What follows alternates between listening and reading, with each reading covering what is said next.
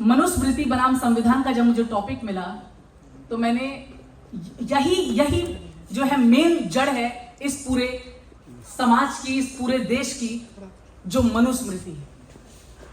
क्योंकि साथियों, मनुस्मृति वो मनुस्मृति जिसने इस देश को हजारों साल पीछे धकेल दिया और जाति और धर्म के नाम पर इस देश के अनगिनत टुकड़े कर दिए। जी हां, वो मनुस्मृति जिसे कुछ अतार्किक और कट्टर रूढ़िवादी लोग धर्मशास्त्रीय ग्रंथ भी कहते हैं, जिसमें सदियों से सड़ांध मार रही सड़ी गली मान्यताएं विद्यमान हैं, आत्मा, शरीर एवं मन तक को झकझोर देने वाली सोच मौजूद है, इंसानियत और भाईचारे को शर्मसार करने वाले काले अध्याय लिखे गए हैं। वर्ण व्यवस्था में स्वयं को सबसे ऊपर रखने वाले, मुफ्त की रोटी खाने वाले, पूरी शिक्षा, पूरे संसाधनों पर केवल स्वयं का कब्जा समझने वाले, महिलाओं एवं शूद्रों के साथ जानवरों से भी बदतर सलूक करने वाले काले खंड डाले गए हैं। मनुस्मृति एक ग्रंथ नहीं अपितु कठोर नियम, कानून एवं दंडा विधान वाला, इस देश की रीढ़ की हड्डी तोड़ देने वाला एवं मनुवादियों द्वारा देश में एक छत्र शासन करने की नियति से हजारों सालों से चलाया जा रहा सोचा समझा घोर षड्यंत्र है। ये भारत की प्रकृति में घोला जा रहा जहर है ये, और आज इस जहर का ये परिणाम है कि इस देश में दलित शूद्र राष्ट्रपति तो बन सकता है, पर एक दलित घोड़ी नहीं चढ़ सकता। एक दलित शूद्र मुख्यमंत्री बन सकता है, परंतु एक दलित मूछ नहीं रख सकता। एक दलित शूद्र महिला मुख्यमंत्री बन सकती है, परंतु रोड पर अकेले खुली हवा में सांस नहीं ले सकती, मंदिर नहीं जा सकती। आए दिन मनुवादी ताकतवर गुंडे गंदी नियत का एवं बदले की भावना का शिकार होती हैं हमारी शूद्र महिलाएं।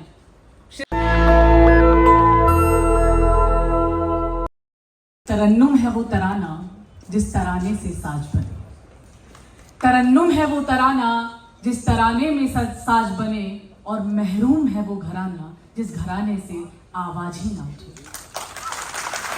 घर मेरा जला था तेरा भी जलेगा, घर मेरा जला था तेरा भी जलेगा, भाई मेरा मरा था तेरा भी मरेगा। क्यों सुलगती नहीं आग तेरे जिस्मो जहन में, क्यों तड़पती नहीं आत्मा तेरे गहनो गमन में। ये देश जल रहा है और आगे भी जलेगा, अगर यूं खड़ा ये तमाशा तू देखता रहेगा।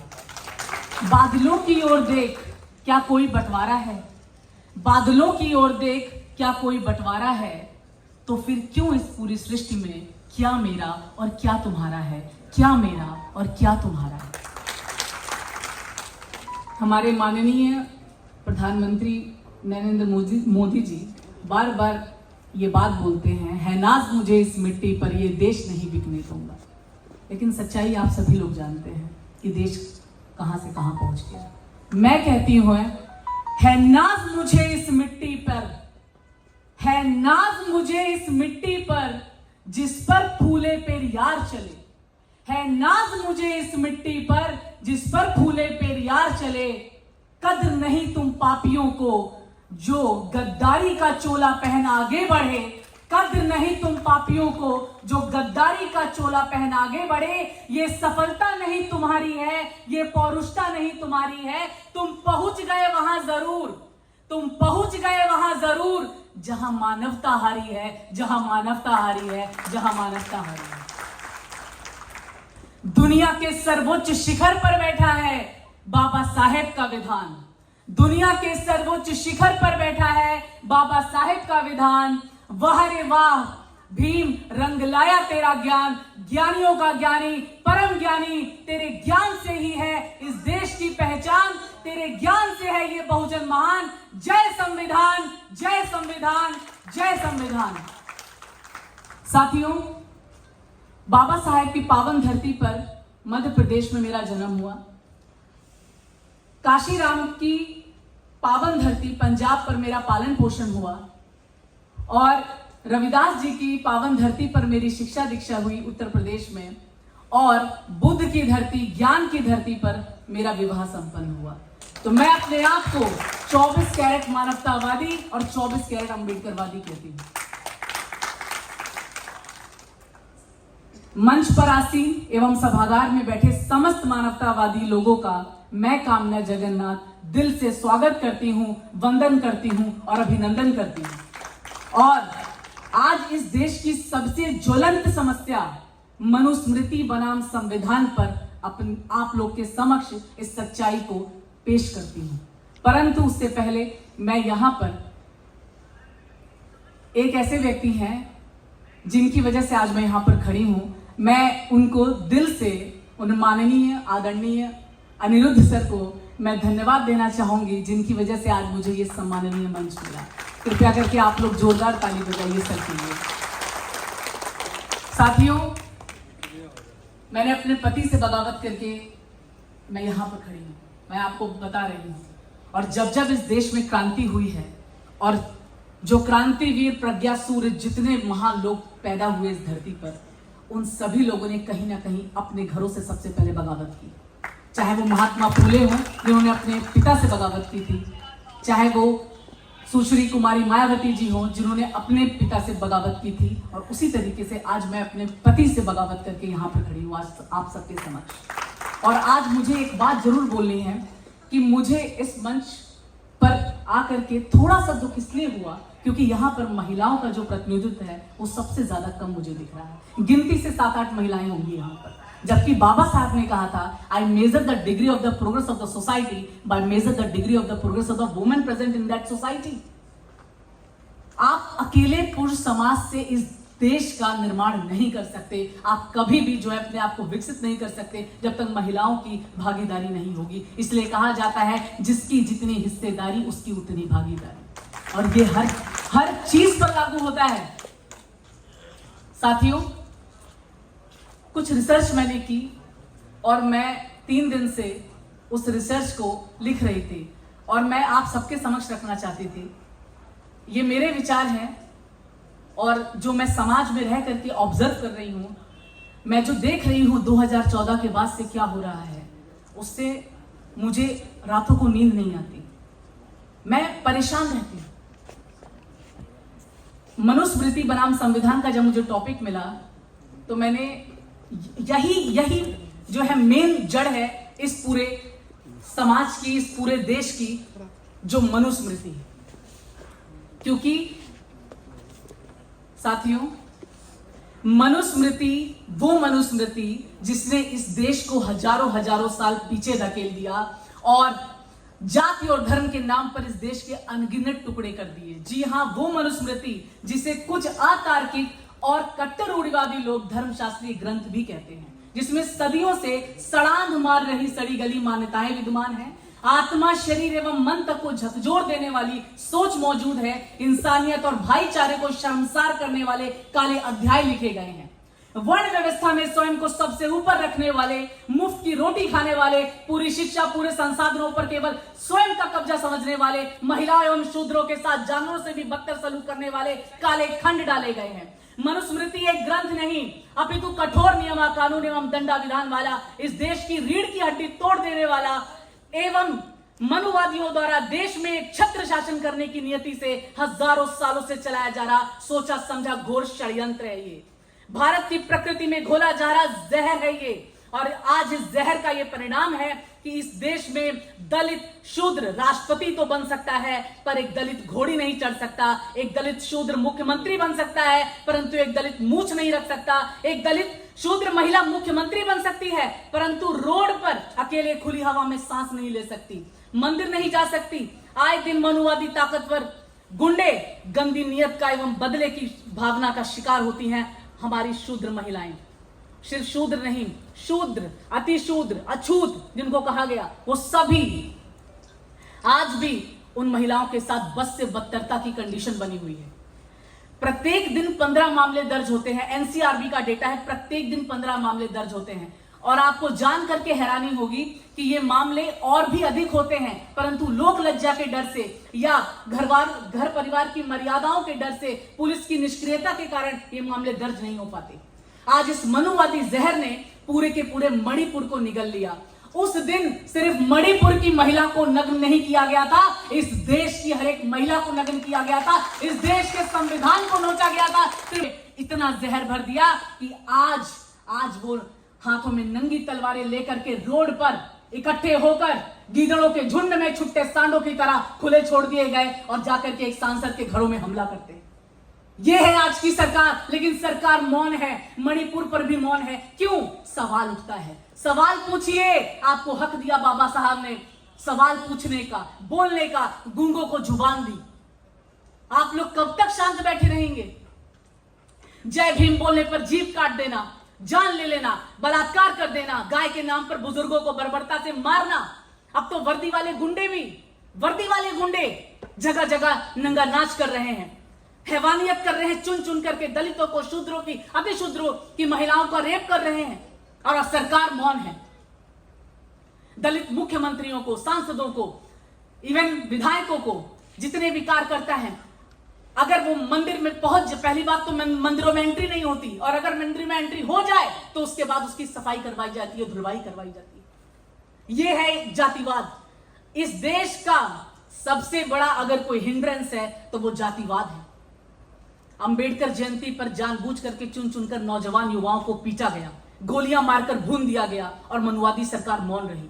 इन गुंडों के 60,000 संगठन सक्रिय होकर दिन रात गरीबों, शोषितों और वंचितों पर तांडव कर रहे हैं।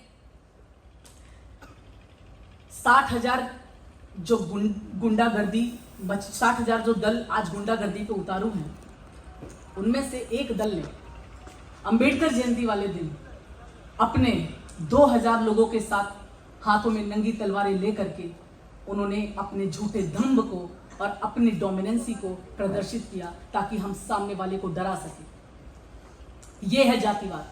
जो धर्म कांच की चूड़ियों की तरह नाजुक हो, मिट्टी की तरह भुरभुरा हो, संकीर्ण दकियानूसी विचारधारा को हो, जिस धर्म में मनुष्य मनुष्य को ना समझ करके जानवर से भी बदतर समझा जाए, जिस धर्म में गाय, गोबर, गौमूत्र को पवित्र समझा जाए और मानव को रौंदा जाए, जिस धर्म में मनुष्य की जीभ काटी जाए, कानों में शीशा पिघलाकर डाला जाए, जिस धर्म में महिलाओं को कपड़े तक पहनने का अधिकार ना हो, पानी पीने तक का अधिकार ना हो, स्वाभिमान के साथ जीवन जीने तक का अधिकार ना हो, जिस धर्म में पाखंडवाद और जातिवाद कूट कूट करके भरा हो और जिसकी भेंट सिर्फ समाज का एक बहुत बड़ा शोषित पीड़ित वर्ग जो है झेल रहा हो, तो ऐसे मनुवादी जहर को, इस कोड को, इस धर्म को, ऐसी सरकार को मैं कामना जगन्नाथ लात मारती हूं और इस देश के लोगों से बोलना चाहती हूं, आह्वान करना चाहती हूं आज इस मंच से कि फाड़ दीजिए ऐसे धर्म ग्रंथों को, जला डालिए ऐसे हैवानियत भरे काले विधानों को, उखाड़ फेंकिए वो भगवा झंडा अपने घरों के ऊपर से जो एक धर्म का प्रतीक है। यही झंडा इन मनवादी गुंडों की सबसे बड़ी ताकत है। इस झंडे की आड़ में अब हाथ में तलवारें लहराई जा रही हैं, हाथ में तलवारें लहराई जा रही हैं। आज इनकी सबसे बड़ी ताकत यह है कि हम 85% लोग इन 15% वालों के व्यापार को बढ़ा रहे हैं। क्यों आप इनके व्यापार को बढ़ाते हैं? इन्होंने मंदिर मस्जिद खोल करके व्यापारीकरण करना शुरू कर दिया। हमें संविधान ये आज्ञा देता है कि हम आस्था अपनी रख सकें, हमें अपनी आस्था हम अपने घरों में रखेंगे। क्यों आप इनके व्यापारों को बढ़ाते हैं? उखाड़ फेंकिए। हमारे देश में, हमारे संविधान ने हमको एक तिरंगा झंडा दिया है। 3 रंग का झंडा अपना फर पर फहराए और इस झंडे के नीचे हर भारतीय शीश झुकाए, हर भारतीय शीश झुकाए। साथियों, कार्ल मार्क्स ने कहा था, religion is the root cause of all evils, और जिसने इस देश की खूबसूरती को नेस्त नाबूद कर दिया। और इस देश की सबसे बड़ी खूबसूरती थी अनेकता में एकता, यूनिटी इन स्ट्रेंथ। आपको जान करके हैरानी होगी, आप सभी लोग जानते हैं कि विज्ञान हमें बताता है कि हम लोग ह्यूमन बीइंग्स हैं, हम मानव हैं। मानव धर्म सबसे ऊंचा धर्म है।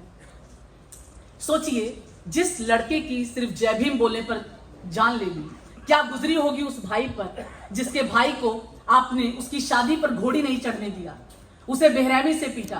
क्या गुजरी होगी उस बाप पे जिसकी बेटी, जिस मूक बधिर लड़की के साथ आपने सामूहिक दुष्कर्म किया।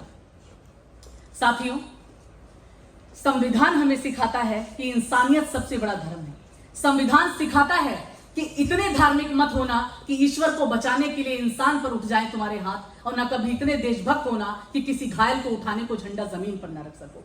और इस मनुवादी जहर के खात्मे का नाम है संविधान, जो जिंदा रखे हुए है हमारा स्वाभिमान। वो संविधान, वो दस्तावेज, एक ऐसी कानून की किताब जो मनुवादियों के द्वारा दिए गए इस कोड पर करारी चोट करता है, एक मलहम का काम करता है, जड़ी बूटी का काम करता है। वो संविधान जिसे मनुवादी सरकार बदलने की बात करती है। क्यों? क्योंकि संविधान समानता, स्वतंत्रता और भाईचारे की बात करता है। हमें पानी पीने से नहीं रोकता, शिक्षा लेने से नहीं रोकता, कपड़े पहनने से नहीं रोकता, हमारी जीवा को नहीं काटता, हमें घोड़ी चढ़ने से नहीं रोकता। हमारा संविधान प्रत्येक नागरिक को आपकी जेब में नोट, एक समान वोट और न्याय के लिए कोर्ट देता है। यह संविधान की सबसे बड़ी बात।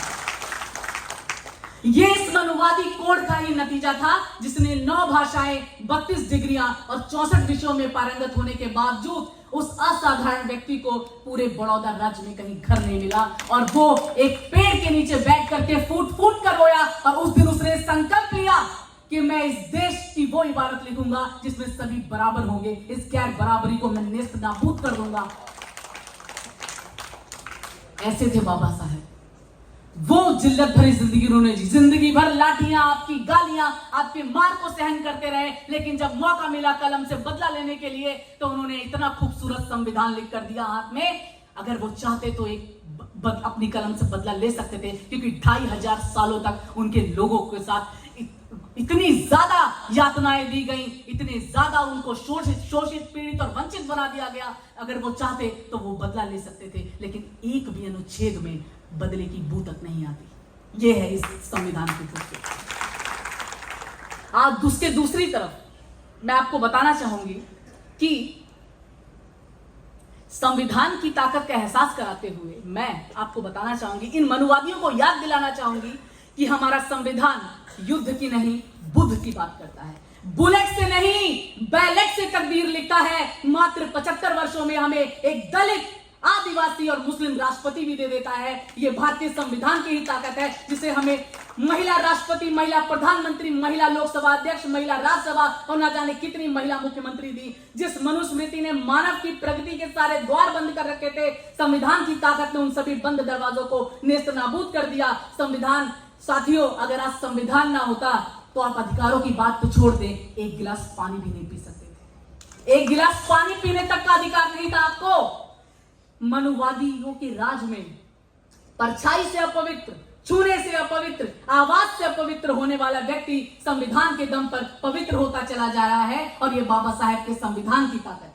इस कोड से आजाद कराने के लिए बाबा साहेब ने 25 दिसंबर 1927 को इस काले विधान को जलाया था और पूरी दुनिया में मानवता को सर्वोपरि बताया था। साथियों, ज्यादा समय मैं नहीं लूंगी आपका। मेरा यहां आने का मकसद यही है कि बुद्ध की धरती पर रहते हुए हम युद्ध की शरण में क्यों जा रहे हैं। बुद्ध ने पूरी दुनिया को करुणा और मानवता का पाठ पढ़ाया और हम आज से 15 साल बाद ये देश कैसा होगा, ये उस पर डिपेंड करता है कि हम किस विचारधारा को मानेंगे। बुद्ध कोई धर्म नहीं है, बुद्ध एक तरीके का धम्म है। It is an art of living, ये जीने का तरीका है। बुद्ध ये बताता है कि अत्त दीपो भव, अपना दीपक स्वयं बने और आप अपनी ड्यूटी करें। समाज में जो गलत हो रहा है उस पर आवाज उठाएं। जो आज संविधान आपके सामने बनकर तैयार हुआ है उसमें बुद्ध के ही विचार हैं, उसमें महात्मा फूले के विचार हैं, उसमें आपको कर्पूरी ठाकुर के भी विचार दिखेंगे। तो ये आपको संविधान बताता है, क्योंकि महात्मा फूले के सबसे बड़े अगर कोई शिष्य रहे तो वो हमारे डॉक्टर B.R. अम्बेडकर जी थे। साथियों, आज से ये देश 15 साल बाद कैसा होगा ये आपकी विचारधारा पे डिपेंड करता है। बुद्ध और अम्बेडकर की विचारधारा को अपनाओगे तो आने वाले भविष्य में वो तकदीर लिखोगे कि देश जो है विकसित कहलाएगा। आने वाले भविष्य में आप लोग की आंखें चौंधिया जाएंगी, ये देश इतनी तरक्की करेगा। और अगर पाखंडवाद, जातिवाद और मनुवादी विचारधारा को अपनाओगे तो आगे आने वाले 10,000 सालों तक अंधे बने रहोगे, गुलाम बने रहोगे। मैं ये बोलना चाहती हूं कि आज से इस देश में जो क्रांति होगी वो आप लोग लाएंगे। जब यूरोपियन कंट्रीज ने अपने ऊपर से, अपने घरों से जब पाखंडवाद और जातिवाद जैसी चादर को उखाड़ फेंका, तब जाकर के वो यूरोपियन देश विकसित कहलाए। मैं बोलना चाहूंगी, मैं अपनी बात को अंत में, मैंने एक कविता लिखी थी साथियों, क्योंकि मैं जब बसों में ट्रेवल करती थी या मैं कहीं पर भी अपनी यूनिवर्सिटी में थी तो मुझे बार बार एक ही मुद्दा सुनने में आता था, ये सवर्ण लोग अपना एक ही जो है हथियार बताते हैं, ये आरक्षण ने इस देश को लूट लिया। तो मैंने आरक्षण के ऊपर एक कविता लिखी थी, वो मैं आप लोग के सामने आज प्रस्तुत करना चाहूंगी और उसकी बहुत ज्यादा जरूरत है। आप लोग को मैं बताना चाहूंगी, क्योंकि सब कहते हैं कि आरक्षण ने इस देश को खत्म कर दिया, ये ऐसे सवर्ण लोग कहते हैं, और कहीं ना कहीं उसमें हम लोग भी दोषी हैं कि हम लोग उसका सही से जवाब नहीं दे पाते। आज मैं उसका जवाब आप लोग के सामने बोलना चाहूंगी, अब बताना चाहूंगी, और आप लोग उस चीज को ध्यान से सुनिएगा। चलो आज आंकड़ों में बात करते हैं। जब भी आपसे कभी कोई आरक्षण की बात करे, आप हमेशा आंकड़ों में बात करिए, डेटा में बात करिए। चलो आज आंकड़ों में बात करते हैं। चलो आज इतिहास थोड़ा सा याद करते हैं। चलो आज हमारी नहीं तुम्हारी बात करते हैं। आज जब प्रश्न तुमने उठा ही दिया है तो कुछ प्रश्न हम भी पूछते हैं, जो दबे हुए हैं 1000 सालों से, जी के जंजालों से लेकर मन के मालों तक, क्यों दूर तुमने कर दिया हमें अपने ही समाज वालों से। चलो आज आंकड़ों में बात करते हैं और सिंधु सभ्यता से शुरुआत करते हैं, और तुमसे ये फरियाद करते हैं कि आज हमारी भी तो सुन लो भाई, हमेशा तुम्हारी ही तो सुनते हैं। हिमालय से शिवालय तक, मठों से सर्वोच्च न्यायालय तक, घाटों से शमशानों तक, जंगल से लेकर मंगल मिशन तक, कुंडली मार कर बैठे हुए हो आकाश से पातालों तक। चलो आज आंकड़ों में बात करते हैं। आरक्षण को थोड़ा सा टटोलते हैं, क्योंकि आरक्षण का मुद्दा तुमने यूं ही नहीं उठाया है, नफरत भरे शब्दों से यूं ही नहीं चिल्लाया है, गलत फहमियों से भरे हुए हो, भेदभाव का बीज बो रहे हो। आरक्षण का आधार क्या है यह तुमको पता नहीं, बिना ज्ञान के संविधान पर उंगली उठा रहे हो। आज एक बहुजन भारत की बेटी बताएगी तुम्हें आरक्षण का आधार, ताकि तुम्हारे कर्ण पटल के खुल जाएं सारे द्वार। आरक्षण का सिद्धांत कोई दान नहीं है, आरक्षण का सिद्धांत कोई दान नहीं है, स्विस बैंक से लूटा कोई माल नहीं है। सदियों से चली आ रही तुम्हारी नीचता का प्रतिकार है ये, सर उठाकर मांगा जा रहा कानूनी अधिकार है ये। हजारों वर्षों की गुलामी, सैकड़ों लोगों की कुर्बानी, तुम्हारे जुल्मों की निशानी, करोड़ों वंचितों की जुबानी, आग उगल रही सारी कहानी, आग उगल रही सारी कहानी। बस से बदतरता की दास्तान है ये, टूटे सपने, पीढ़ियों दर पीढ़ियों की पीड़ा और बंधी हुई जंजीरों के लिए गुलिस्तान है ये। दलितों का संवैधानिक अधिकार है ये, एक सन्यासी की घोर तपस्या का परिणाम है ये। बहुजनों का अभिमान, महिलाओं का स्वाभिमान और symbol of knowledge doctor Baba Saheb की जुबान है।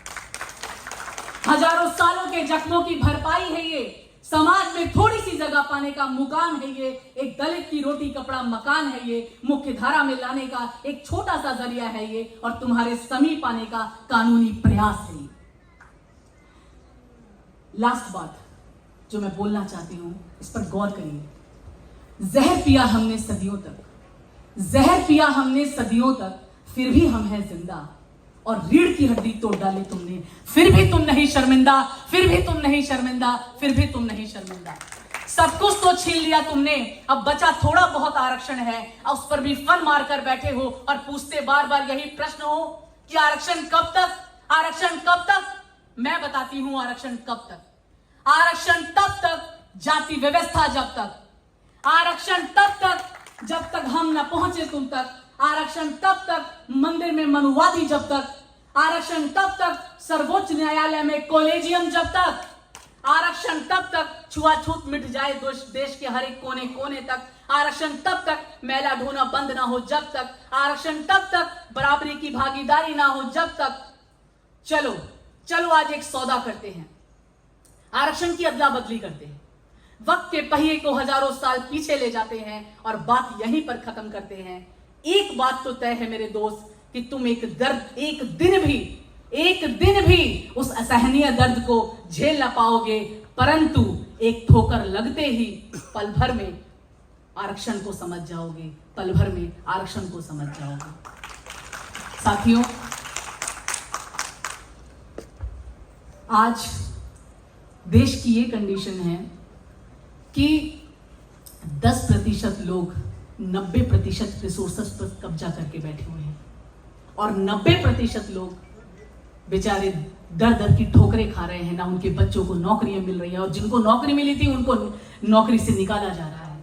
अगर आज नहीं जागे तो फिर कभी नहीं जाग पाएंगे, और उनके लिए सबसे बड़ी ठोकर ये होगी सवर्णों के लिए जब हम पूरे 85% लोग जागरूक हो जाएंगे, क्योंकि हमारे पास वोट का अधिकार है। ओबीसी, ईबीसी, एससी, एसटी, हमारे मुस्लिम भाई, ये देश जितना उनका है उससे कई ज्यादा हमारा है। We are the real inhabitants of this country. हम इस देश के मूल निवासी हैं। तो इस देश पर, इस देश के रिसोर्सेस पे, इस देश के हर एक पदों पर हमारे लोग होने चाहिए। इस देश के मानवतावादी लोग होने चाहिए।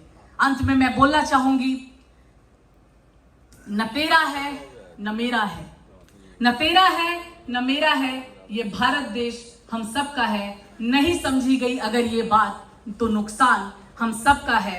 जो मिल गई आकर नदियां वो दिखलाई नहीं देती, जो मिल गई आकर नदियां वो दिखलाई नहीं देती, मगर महासागर बनाने में एहसान सबका है, एहसान सबका है। जय भीम, जय भारत, जय संविधान। नेशनल दस्तक की आपसे गुजारिश है कि अगर इसको बचाना चाहते हैं तो नेशनल दस्तक को सब्सक्राइब करने के लिए रेड कलर के सब्सक्राइब बटन को दबाएं, फिर बेल आइकन की घंटी दबाएं। नेशनल दस्तक को बचाने के लिए बहुत जरूरी है कि हर खबर को शेयर करें, लाइक करें, कमेंट जरूर करें।